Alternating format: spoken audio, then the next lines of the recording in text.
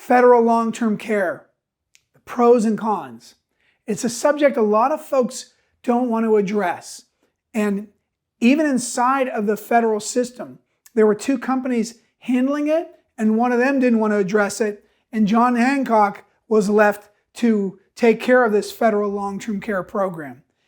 FLTCIP is the acronym, Federal Long-Term Care Insurance Program. It's one of those animals that has to be addressed in a full financial plan. Because what could happen if you've got a perfect plan in place for retirement and your income, and all of a sudden that dam springs a leak in the wall and you start gushing money out because long-term care expenses are costing you $70,000, $80,000, $110,000 a year. It can ruin your plan. So they've made this available to you. But there's two things that folks don't like about long-term care.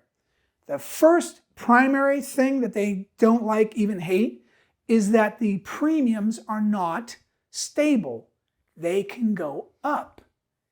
And so can the premiums at your federal long-term care. In fact, every 4 years, they're allowed to double. That's right, double the premium. So folks hate that. And it's very hard to plan for that when the premium's always increasing. The second reason they don't like it is because if they never used it, it was a big fat waste of money.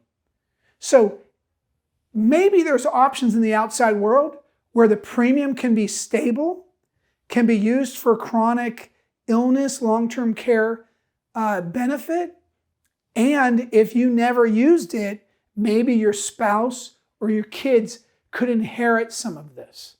That's something to consider. You can go to the website for the FLTCIP and you can compare some of the things. Some of the things you're going to see is a 90-day elimination period. That's common with all. 3-year, 5-year payout period.